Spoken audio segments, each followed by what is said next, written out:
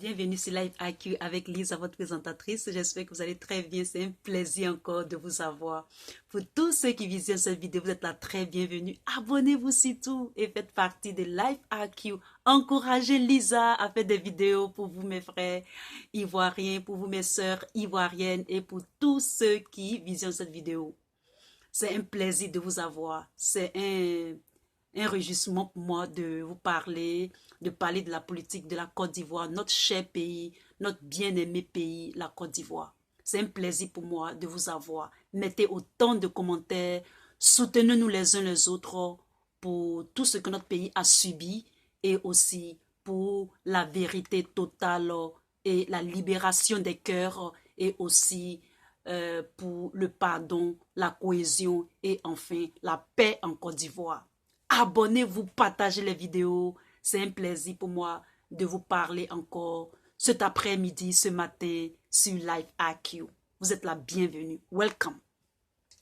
Alors ce matin, cet après-midi, je fais cette vidéo en réponse à Johnny Pacheco pour sa vidéo qu'il a faite à propos de Guy Robert, élection 2010, Gbagbo Ouattara Simon Gbagbo Adiokwe.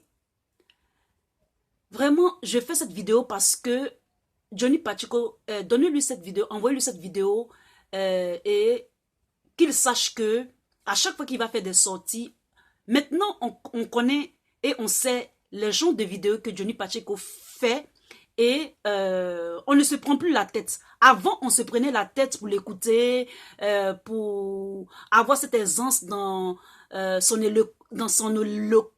éloquence, excusez-moi, mais finalement, lorsque on prête attention à tout ce qu'il dit, Johnny Pacheco tord un peu l'histoire, oublie un peu les séquelles que la Côte d'Ivoire a subies à propos de son histoire selon la crise. J'avais toujours dit que c'était Johnny Pacheco qui m'avait fait comprendre la crise. Mais Johnny Pacheco, en fait, c'est un farfelu. C'est un farfelu. Et Johnny Pacheco, sache que tu as des antidotes. C'est-à-dire des antidotes, tu as des camarades cyberactivistes, des camarades peut-être politiciens dans le futur qui vont te combattre, qui vont te contredire, qui vont s'opposer à toi lorsque tu vas faire des apparitions et dire des choses qui sont contre l'histoire de la Côte d'Ivoire, qui sont en déphasage avec ce que les gens ont subi, les situations les plus calamiteuses de la souffrance des Ivoiriens au cours de cette crise qui est devenue une situation des écritures indélébiles dans l'histoire de la Côte d'Ivoire. Donc Johnny Pacheco, sache cela. Je viens pour faire cette vidéo. J'ai regardé un peu toute ta vidéo. J'ai regardé ta vidéo parce que j'ai vu que cette histoire ça a commencé par déjà complet à propos de Gueye qui a été tué et que c'est Gbagbo qui l'a tué, etc., etc. Et le pire, c'est que tu as fait une vidéo pour essayer de conscientiser les gens, pour faire croire que c'est toi seulement qui comprends et qui peut expliquer la crise en Côte d'Ivoire. On a l'impression que tu es le seul acteur, le maître, le gourou, d'accord, qui peut expliquer la crise. Mais c'est faux. Moi, je ne connaissais pas la crise parce que moi, je n'étais pas en Côte d'Ivoire. D'accord, moi, j'étais ailleurs, j'étais en train de fréquenter. Et lorsque moi, j'ai regardé YouTube et que j'ai regardé tes vidéos, ça m'a donné la curiosité. Pourquoi? Parce que tu criais d'abord. Et ça m'a un peu surpris et j'ai commencé à t'écouter. Sinon, au fond, tout ce que tu racontes, tu tords l'histoire de la Côte d'Ivoire. Tu es en train d'effacer l'histoire de la Côte d'Ivoire. Et donc, dans cette vidéo, je vais écouter, on va écouter, c'est tout peu ce que tu as dit, mais je vais t'attaquer. Quand je dis je vais t'attaquer, je vais te dire que, effectivement, l'histoire de la Côte d'Ivoire est récente. Et les plaies sont encore béantes. Et donc toi, Johnny Pacheco, de notre vivant, de ton vivant, de notre génération, tu ne vas pas tordre l'histoire de la Côte d'Ivoire. Nous n'allons pas te laisser tordre l'histoire de la Côte d'Ivoire. Et ici, dans cette vidéo, je vais vous montrer quelques témoignages pour vous dire réellement que le carnage de Dioké a eu bel et bien lieu. Et je vais vous montrer une série de vidéos pour vous prouver que réellement, il y a des femmes, il y a des hommes, il y a des villages qui ont été ravagés avec ce carnage de Diokwe. Johnny Pacheco, tu ne vas pas nous dire que le carnage de Diokwe doit être à l'oubliette. Parce que dans toute l'histoire de l'humanité, que ce soit la Shoah, où il y a eu le massacre des Juifs, que ce soit l'apartheid, que ce soit,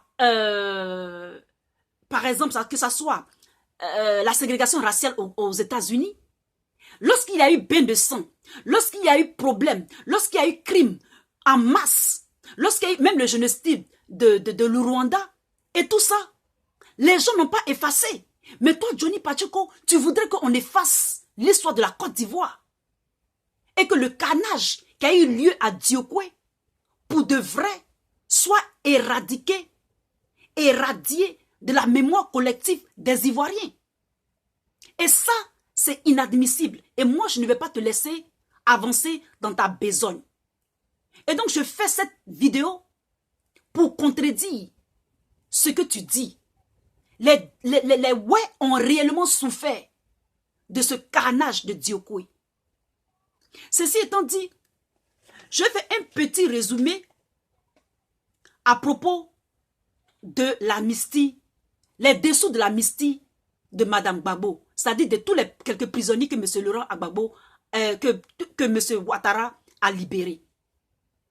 Parce que lorsqu'on a mis Ouattara au pouvoir, ça a été fait par la France et en accord avec les États-Unis. Lorsqu'on a vu qu'il était venu au pouvoir et que tout ce qu'ils l'ont mis, c'est pourquoi on l'a mis, parce que les Blancs, ils ne nous connaissent pas trop. Ils nous connaissent, mais ils ne connaissent pas tout ce que nous on sait. Donc des fois, ils sont pris aussi en deux. C'est vrai qu'ils veulent tout contrôler, mais des fois, ils sont pris en des feux. Ils ne savent pas exactement ce qui se passe. Tant qu'ils n'ont pas fait des témoignages, des vidéos, des trucs, aucun Européen ne peut expliquer mieux l'histoire de la Côte d'Ivoire que les Ivoiriens eux-mêmes. D'accord? Et c'est comme ça qu'ils s'introduisent. Ils croient, ils pensent contrôler tout, mais ils ne contrôlent pas tout. Donc, il faut te dire que si M. Ouattara est venu au pouvoir, tu feins de ne pas voir. Mais ça a été à l'accord de la France et des États-Unis. Les États-Unis ont pensé que lorsqu'il va venir, il va libérer les prisonniers. Mais il ne les a pas libérés. C'est pour cela que Madame Gbagbo a été libérée, il a libéré une partie des prisonniers. Je te mets au défi, Johnny Pacheco, que M. Alassane Ouattara ne va pas faire un troisième mandat. Je dis, mais je te mets au défi. Alors, on va t'écouter tout simplement. Et puis, je vais commenter et je vais montrer la panoplie des vidéos. C'est parti. Alors ici, on va écouter un peu Johnny Pacheco, tout petit peu. Le reste de sa vidéo qui est, je ne sais pas combien de 1 heure, pour moi, c'est du n'importe quoi. C'est seulement quelques phrases et puis c'est bon pour moi. Donc, on commence. Vous avez été première dame de la Côte d'Ivoire, donc ex-première dame de la Côte d'Ivoire. Un pouvoir d'ailleurs qui a été un pouvoir usurpé parce que votre mari et vous avez fait un coup d'État. Voilà, j'aurais préféré qu'en 2000, on demande au général Robert Gueye de récolter les voix. Voilà. Et le pouvoir ne se trouve pas dans les rues. Le pouvoir, là, il se trouve dans les rues, pas dans les rues. On n'instrumentalise pas le peuple. On n'utilise pas le peuple pour aller faire un coup d'État contre Gueye. C'est ça la réalité. Et puis vous-même là, si vous êtes venu au pouvoir, il faut dire merci à un monsieur. Le général Apalo là, il faut lui dire merci. C'est lui, quand Gueye tuait le peuple de Côte d'Ivoire là, c'est lui qui allait prendre le pouvoir et puis vous a donné. Mais après ça, comment vous l'avez traité? Tout ça, on va en parler. Donc, je vais aller progressivement. Voilà. Dans une autre vidéo où je parlerai de la rébellion de 2002, je vais expliquer ici tout ce qui s'est passé. Donc, vous devez votre pouvoir au peuple de Côte d'Ivoire, mais en partie au capitaine Apalo, parce qu'avant, il était capitaine à cette époque-là. Donc, c'est lui qui allait prendre en possession dans le temps, qui allait arracher le pouvoir à Gueye pour donner à Gbagbo Laurent. C'est vrai ou c'est faux? C'est ça la réalité. Mais, chère madame, quand vous êtes allé au pouvoir, là, après votre coup d'État, mais il y a eu des choses qui ont eu lieu en Côte d'Ivoire. Il y a eu des choses qui ont eu lieu en Côte d'Ivoire.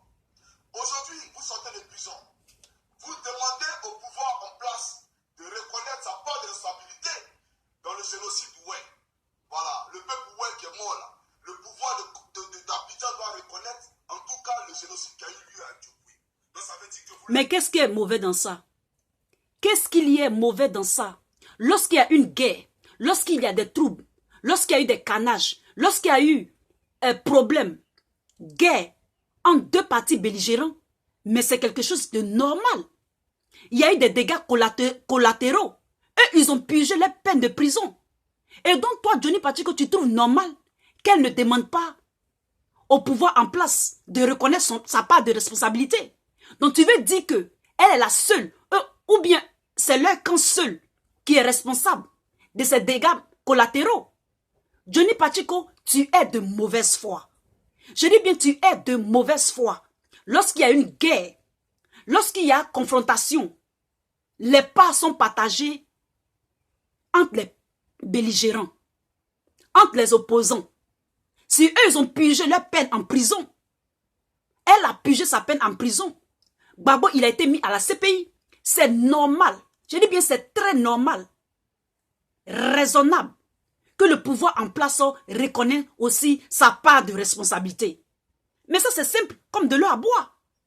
Donc, je trouve maintenant, que c'est inadmissible que tu vocifères et verbis de dire que Madame Simone Gbagbo n'a pas le droit de dire au pouvoir en place de reconnaître qu'il est aussi à part entière responsable.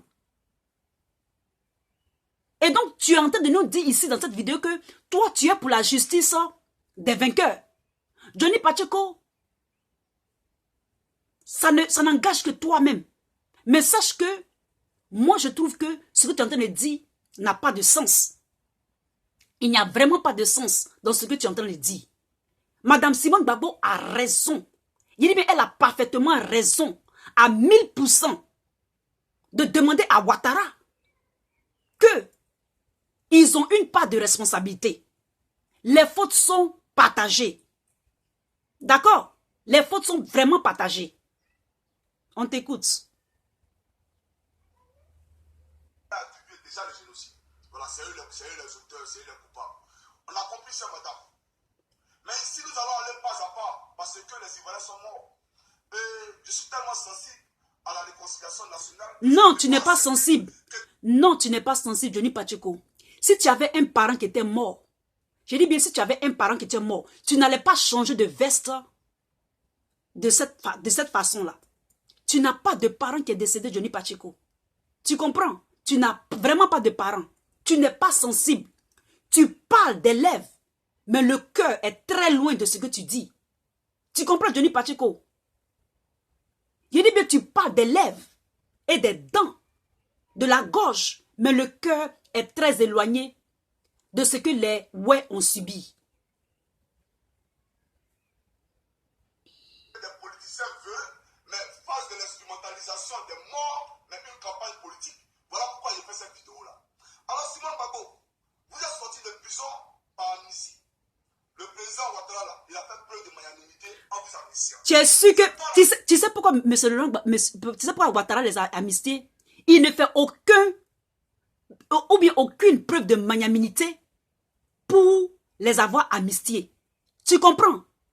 Pour qu'il les amnistie là, c'est parce qu'il y a eu du feu dans les pieds de M. Ouattara, qu'il était obligé, il était dans l'obligation. Parce que, par exemple, les organisations comme par exemple, les organisations nationales comme par exemple, la Croix-Rouge, la défense des droits de l'homme, l'ONU, etc., etc. Il y a certaines personnes qui ont fait des enquêtes.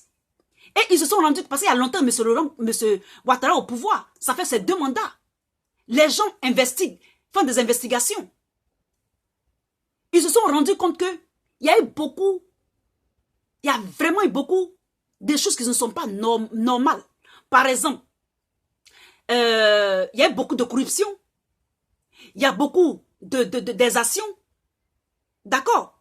Il y a des gens qui sont encore en prison, etc., etc. Et ils ont vu qu'il y a eu le mot c'est quoi déjà?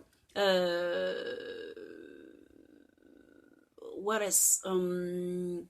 Il y a du clinage, voilà. On a vu que c'était des gens de M. Ouattara seulement qui étaient au pouvoir. Vous pensez que les Blancs, ils sont bêtes. Johnny Pacheco, tu penses que les Blancs, là, ils sont vraiment idiots. Je vous ai dit que les Blancs vous ont dit, allez prendre les ressources. Les Blancs ne vous ont pas dit d'aller tuer les gens. À chaque fois que vous allez tuer les gens, les mêmes Blancs, là, ils vont vous mettre en prison. D'accord, Johnny Pacheco. Et donc, si Mme Simone Gbagbo a été amnistiée, elle était dans ceux qui ont été amnistiés, c'est parce que ce que M. Ouattara était pas en concordance avec ce qu'on lui demandait. Et il allait dire que les prisonniers étaient dehors, qu'il n'y avait pas de prisonniers politiques aux États-Unis. C'est pour ça que, dans la foulée, personne ne s'y attendait. Il a libéré les gens. Il a libéré certaines personnes, en particulier Mme Simone Gbagbo. Parce que je te dis que les États-Unis, là, pour attraper Ben Laden, là, ils ont mis 10 ans. C'est un pays où les gens sont dingues. Comme moi. We go and get it. Même si ça doit prendre 20 ans. La vérité va toujours sortir. D'accord? Johnny Pacheco. Pour attraper Ben Laden, là, ils ont mis 10 ans. Ils l'ont attrapé réellement. Beaucoup d'hommes disent qu'ils n'ont pas attrapé. C'est qu'ils n'en parlent plus. Quand ils n'en parlent plus, là, ça veut dire que the business is done. The deal is done. D'accord? Donc, tôt ou tard, M. Ouattara, M. Laurent Gbagbo a fait ses 8 ans. M. Ouattara va faire sa part de responsabilité dans cette guerre de la Côte d'Ivoire. Sache-le, c'est une question de temps. Ça ne sert à rien d'essayer de convaincre les Ivoiriens. Nous tous, nous sommes des intellectuels. Quand tu tords l'histoire de la Côte d'Ivoire, nous, on va la redresser. Et on va la retordre pour la mettre à sa place. Je dis merci à tous ces vidéos, à YouTube même. D'abord, pour tous ces gens qui ont fait les vidéos et qui les ont mis sur la toile. Comme ça, on va dans les vidéos et on voit ce qui s'est vraiment passé. Même ce que nous faisons, ce sont des archives qui restent pour la génération future. C'est ça la réalité, Johnny Pacheco. Donc, ça ne sert à rien de dire quoi que ce soit à Madame Simone Gbagbo. C'est pas toi même qui parlait d'Apollo ici. C'est pas toi qui encensais Apollo. Ou bien je ne sais quoi, qui disait des choses sur Apollo. C'est pas toi qui disais que Mme Simone Gbagbo est morte. C'est pas toi, Johnny Pacheco. Aujourd'hui, tu retournes ta veste pour faire croire que quelqu'un que tu as ressuscité hier, aujourd'hui, c'est toi qui veux la mettre dans la tombe. Johnny Pacheco.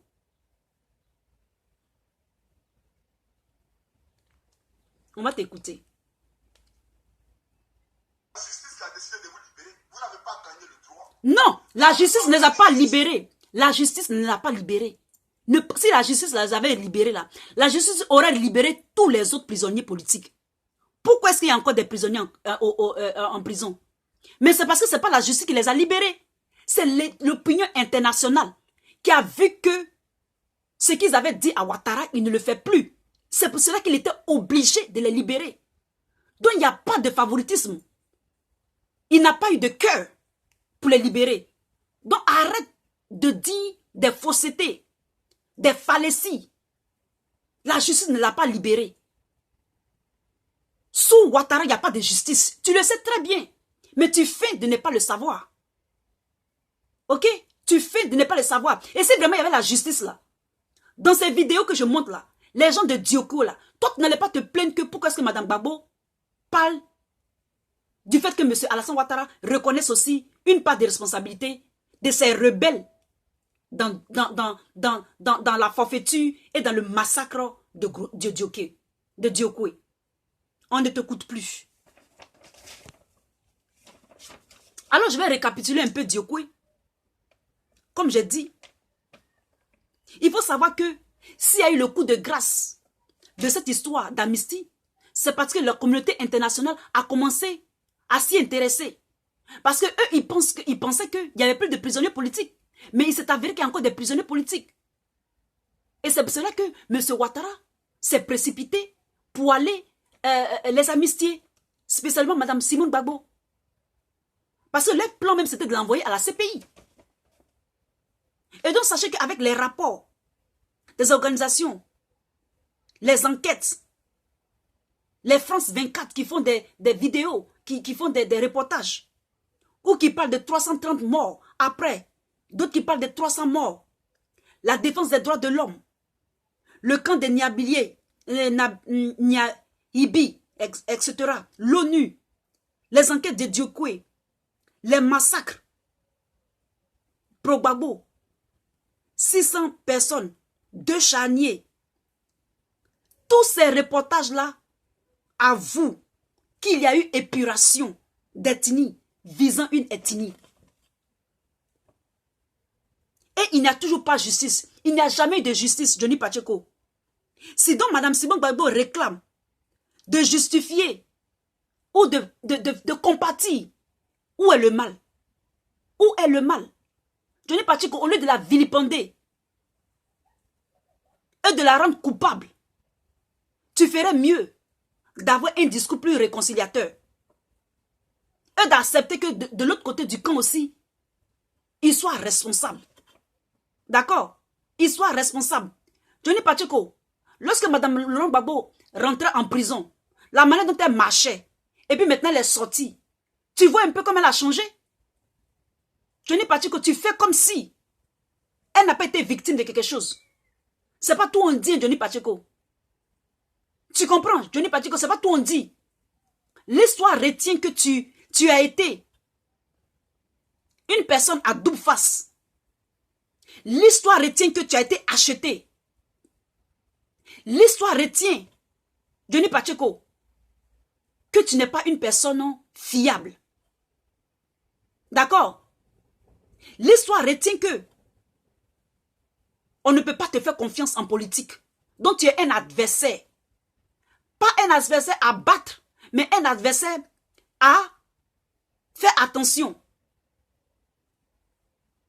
Mais sache que tous ceux qui ont été des traîtres, on sait comment ils ont fini. Toi seul, tu es le seul qui ne veut pas qu'on reconnaisse qu'il y a eu un carnage à Diokoué. Qu'on reconnaisse au moins. Même la guerre de l'Algérie, il y a eu la guerre. Toutes les guerres, les martyrs qui sont morts, au moins ça c'est évident. Mais toi, Johnny Pacheco, tu ne veux pas qu'on reconnaisse ça. Et que tu accuses Mme Simone Gbagbo. Pourquoi est-ce qu'elle veut que M. Alassane Ouattara reconnaisse leur part de responsabilité? Pourtant, il y a eu des dégâts collatéraux. Il y a eu 2 belligérants. Les témoignages sont là. Les vidéos sont là. Les témoins sont là. Et le plus grave, c'est que c'est récent. Je dis bien c'est récent. On a montré qu'il y a eu des forces communes de morts. Il y a eu des camps de déplacés, comme le camp de l'Aïbi, où des gens ont été massacrés devant l'ONU. Et les gens ne disaient rien. On a vu des gens qui sont habillés en dozo. Les dozos, ils sont des chasseurs de gibier, ils ne sont pas des chasseurs d'hommes. Johnny Pacheco, ils ne sont pas des chasseurs d'hommes. Sachez que nous n'avons plus jamais le regard comme on l'avait avant de ceux avec qui on a cohabité. Nous n'avons plus jamais ce regard-là. Vous ne respectez pas les morts. Seuls les morts de la Côte d'Ivoire, le peuple, ouais, que vous voulez qu'on oublie. On les a massacrés parce qu'on dit qu'ils ont voté Gbagbo. Alors que sûrement, ce n'est pas tout le monde qui a voté Gbagbo. On regardait les pièces d'identité et tout ça. Et dans ces vidéos, dans cette panoplie de vidéos, je vais vous montrer ce qui se passe ou ce qui s'est passé réellement. Johnny Pacheco, l'histoire retient beaucoup de toi. Tu n'es pas le seul sur les réseaux sociaux. Il dit, mais tu n'es pas le seul. Et nous allons toujours aller dans ces discours contradictoires pour recadrer, repositionner l'histoire de la Côte d'Ivoire qui est encore fraîche. Qui est encore très fraîche dans la mémoire des ouais à Diokoué. Toi seul veux effacer l'histoire. Toi seul veux effacer le sang qui crie du peuple ouais à Diokoué.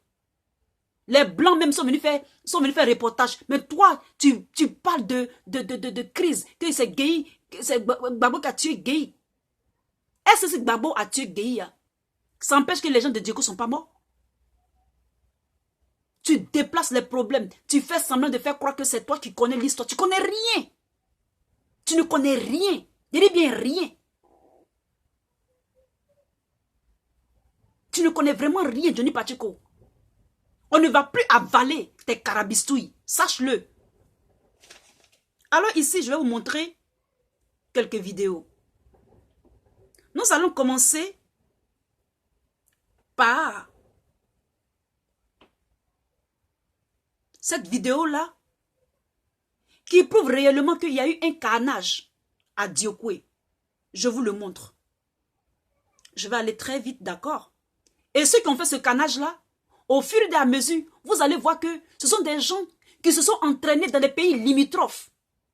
Et il y a un même qui a avoué qu'il n'a reçu de l'argent d'aucun parti politique en Côte d'Ivoire.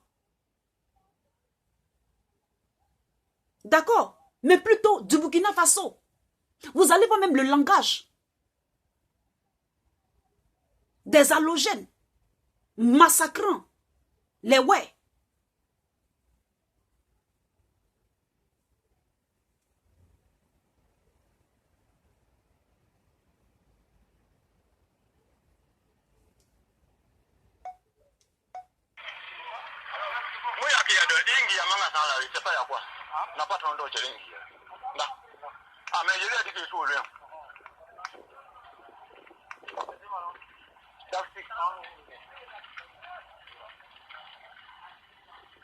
Oh, ça va même, parce qu'il m'a appelé, j'ai écouté là. C'est parti premier par là, parce que... Mingali, oh, quoi,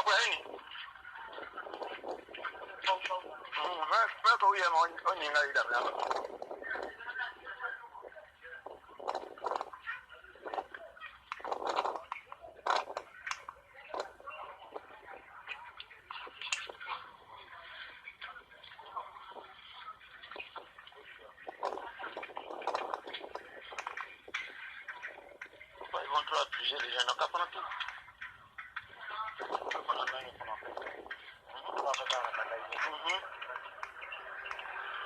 Ouais, ça va, c'est bon. Il y a des gens en fait.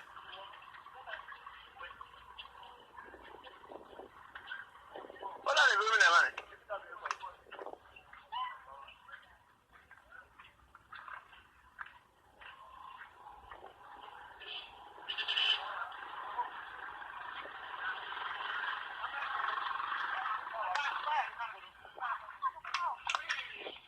On le tape bébé man. André quoi aller.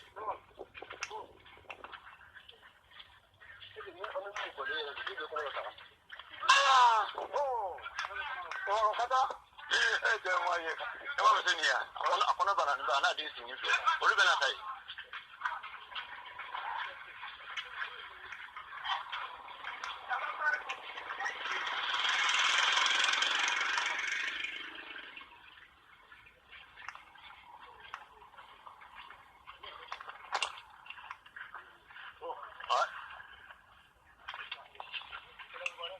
Voilà.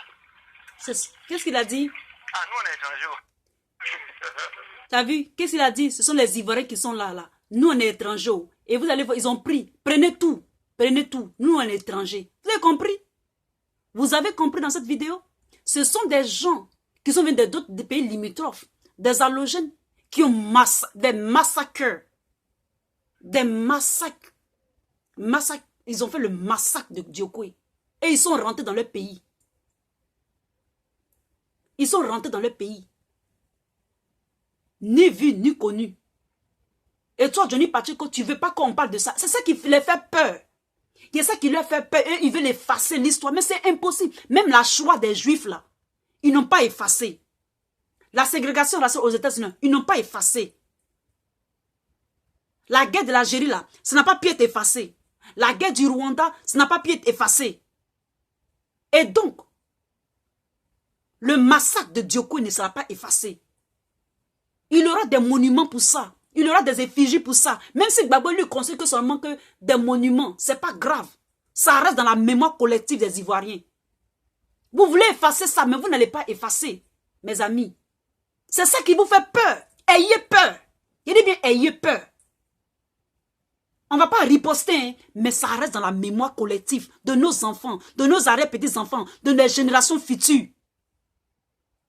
La Côte d'Ivoire, les Ivoiriens ne sont jamais allés attaquer. Et puis peut-être qu'ils ont aidé certaines personnes parce que d'autres rencontrent que non, ils ont aidé dans d'autres guerres pour le libérer, etc. etc. Mais on n'a pas vu de vidéo pour ça. Mais pour nous là, c'est indélébile. Il y a des vidéos qui sont indélébiles. D'accord? On continue.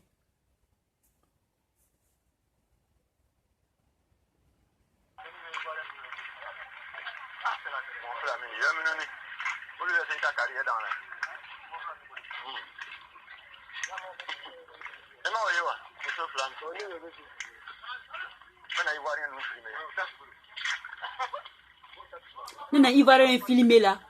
C'est quoi? C'est pas Ivoirien.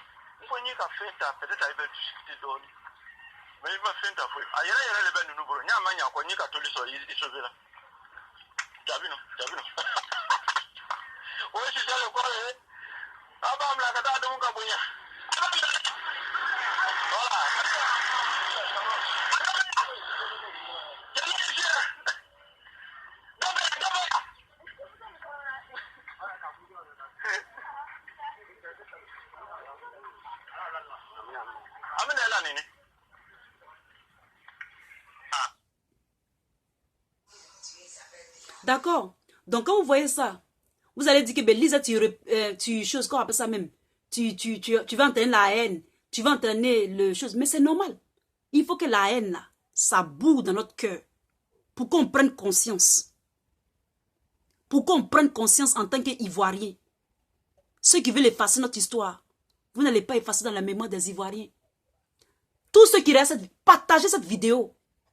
Que ça reste dans votre mémoire collective en tant qu'Ivoiriens. Pour voir ce que vos frères africains noirs de pays limitrophes vous ont infligé. Ils étaient en train de filmer leurs propres frères ivoiriens qui leur ont donné des terres. Si vraiment c'était des Senoufos ou bien des Tabanans, ils ne vont pas avoir de compassion. Ils vont avoir la compassion. Parce que sûrement leurs cousines, leurs sœurs se sont mariées à un ouais ou bien à un guéré. C'était de l'épuration. C'était ciblé. Et Johnny Pacheco, lui, veut qu'on oublie ça. Qu'il ne faut pas remuer le couteau dans la plaie. Il faut oublier ça. Si vous voulez qu'on oublie là, soyez juste. Et que la justice se fasse. Même quand la justice va se faire là, on va oublier. Peut-être qu'on va pardonner. On va être ensemble, on va faire à tout. Mais on ne peut pas oublier. Et c'est une bonne chose. Parce que ça nous prépare pour les générations futures. Comme ça, nos amis des pays limitrophes, là, on va faire attention à eux. C'est ça la vérité. Vous ne voulez pas de ça. Mais nous, on veut de ça. Merci de nous avoir massacrés. Merci d'avoir massacré les Ivoiriens. De les avoir tués comme des moutons. Vous comprenez? Merci beaucoup. Que Dieu vous bénisse. Bénisse vos familles. Bénisse tout ce que vous avez volé comme matelas. À cause des matelas, vous avez fait couler le sang des autres. Et toi, Johnny Pacheco, tu essaies d'expliquer je ne sais quoi. On continue.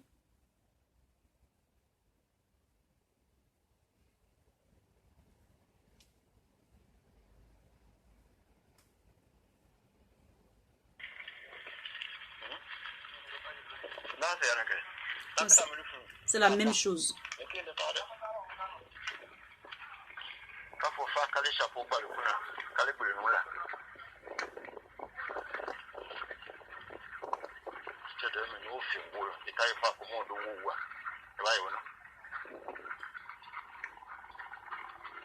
Ça, c'est la même chose. On va prendre une autre vidéo.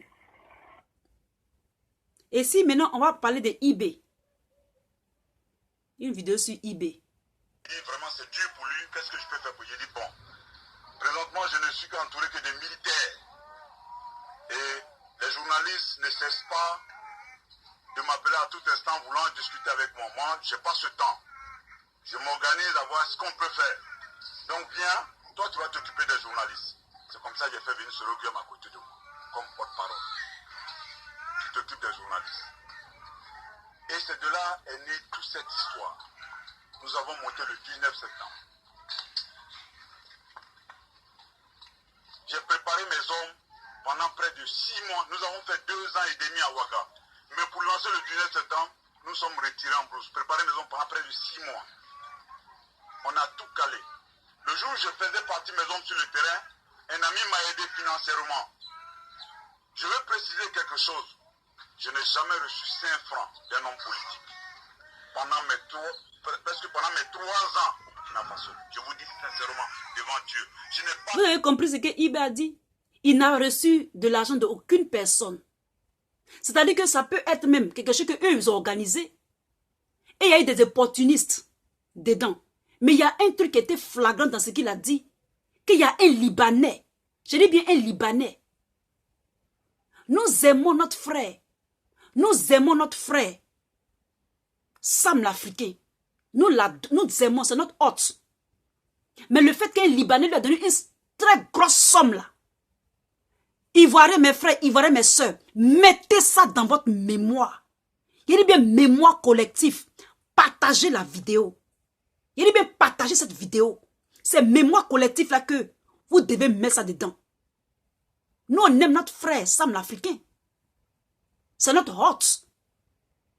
Mais ayez les yeux ouverts. Seriously. On continue.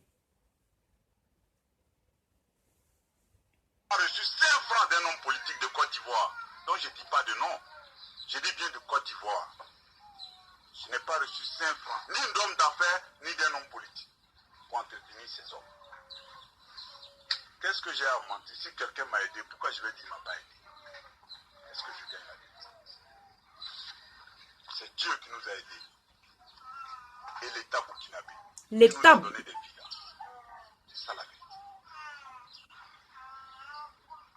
Après la formation, un ami libanais m'a envoyé 60 millions de francs CFA. J'ai fait des enveloppes. L'intendant était celui qu'on appelle Gaoussou. Il est avec la rébellion, c'est le Diagao, le com-zone de Bundiali. J'ai dit, fais des enveloppes de 300 000. J'ai fait des enveloppes de 300 000 pour tous les éléments qui devaient rentrer. Je les avais découpés en 3 groupes. Parce qu'il devait y avoir 3 attaques simultanées. Abidjan, Bouaké, Korogo. Et chaque chef de groupe, Abidjan, c'était Kobo. À Bouaké, c'était Zagazaga. Et à Bride, jusqu'en 2003. Avant que je ne parte en France, qu'on m'arrête, tout le monde avait une bonne image de la République. Nous sommes rentrés, les choses ont fonctionné dans les normes de Dieu. Nous avons coupé le pays en 2. Les négociations sont sorties des bureaux, Makoussi, d'abord Lomé Makoussi. Et à Makoussi, quand ça s'est passé, je devais aller à D'abord, il faut que je vous éclaircisse quelque chose. Les gens vont se poser la question, mais pourquoi quand ça s'est passé, les premières heures, je n'ai pas sorti ma tête à Bouaké? J'ai été reçu dans un pays par un chef de l'État. Donc, qui m'a donné le statut de réfugié politique. J'étais le seul à avoir ce statut. Donc, tous les autres étaient sous ma coupole. Et quand nous avons coupé le pays en 2, je voulais rentrer. Le grand frère Blaise m'a dit non, tu ne peux pas rentrer parce que si tu rentres, c'est la pure démonstration que votre base arrière était le Burkina et que c'est le Burkina qui vous a équipé. Et là, moi, Blaise, ça me met dans une situation très difficile. Donc, laisse les jeunes progresser. Au moment opportun, c'est-à-dire quand nous aurons toute la situation en main, tu pourras sortir la tête. J'ai dit ok, mais quelqu'un qui t'a reçu, qui est ton tuteur, tu ne peux pas le sauter, faire ce que tu as envie de faire. Donc vous comprenez, ici là, le Burkina Faso a joué un rôle. Et il y a un autre pays qui a joué un rôle. Et moi je pense que le pays dont il ne veut pas parler, ça doit peut-être le Gabon. Parce que je sais que M. Alassane Ouattara avait pour parrain les Bongo, peut-être le père Bongo, ou bien le fils Bongo. Donc, ils ont organisé les trucs. Et donc, voici ce qu'ils ont fait. Je continue. Je vais monter un tout petit peu le massacre et puis on va aller vite.